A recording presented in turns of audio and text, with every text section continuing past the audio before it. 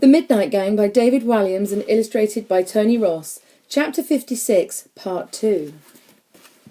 Next the porter produced a black top hat that was really a bucket. This was for the groom. But who was going to marry Sally tonight? The porter put the hat on Tom's head, who put it on George's head, who put it on Robin's head, who had no one's head to put it on. "What is going on?" asked Robin. "You're getting married," said George. "To a girl?" said the boy. "Yeah." "That's never going to happen," replied Robin. He took off his hat and passed it to George, who put it on Amber's head. "It looks like you're marrying Amber," said the porter. "I would love to," replied Sally. The porter then handed Amber a large metal ring, which she placed on Sally's finger.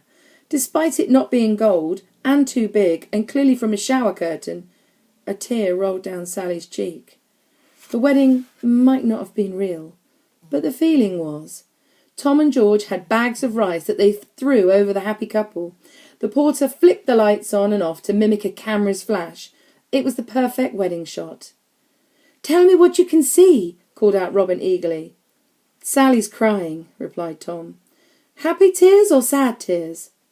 "Happy," cried Sally, wiping them away. Robin smiled and pressed the button for the next chapter. Baby.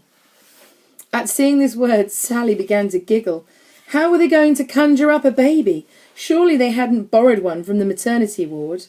George put on a nurse's hat and handed the girl a bundle wrapped up in a blanket. Sally felt the bundle move and opened it out to reveal Professor Pigeon under there. The bird was wearing a little baby's bonnet fashioned from a rubber surgical glove. On seeing the bird's face, she smiled and she stroked its head tenderly. It cooed. And there's a picture of Sally with her little baby, secretly a pigeon, and all the others all around her.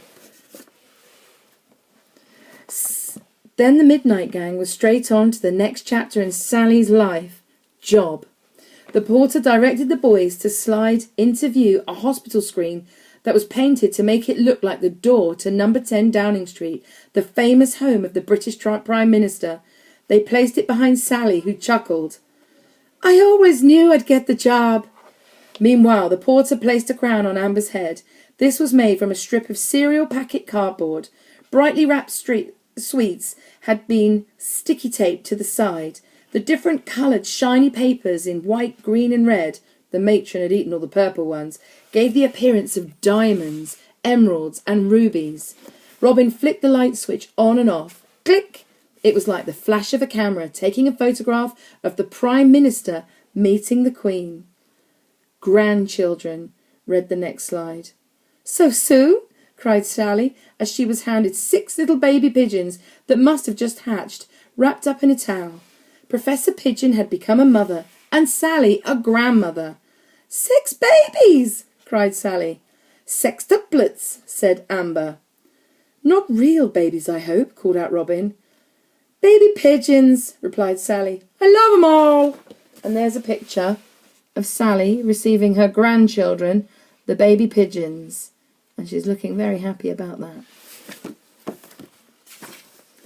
As Nessun Dorma reached its thrilling crescendo, the Midnight Gang circled their friend's bed with the props and costumes from her life.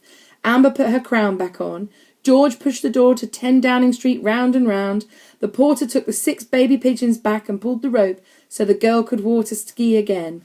Nessun Dorma came to a magnificent end, with the opera singer holding the last note for what seemed like forever. Sally was helped to stand up and took a bow. "This is my life!" cried the girl. The whole group cheered her. "Hooray!" At that moment, out of the corner of his eye, Tom spotted something. On the other side of the huge window in the operating theatre, a crowd had gathered. The hospital principal, Sir Quentin Strillers, was standing at the front, and behind him were a dozen or so serious-looking doctors and nurses staring at them. And there's a picture of the porter, Sally, Tom, Amber, and then all of the hospital staff staring through the window. The porter noticed that Tom was distracted by something. "What's the matter, Tom?" he whispered. "Look," replied the boy. The porter, Amber, George and Sally all followed the boy's gaze to see the group standing on the other side of the glass. "Oh, no," said Tom. "We are in deep trouble." End of chapter 56.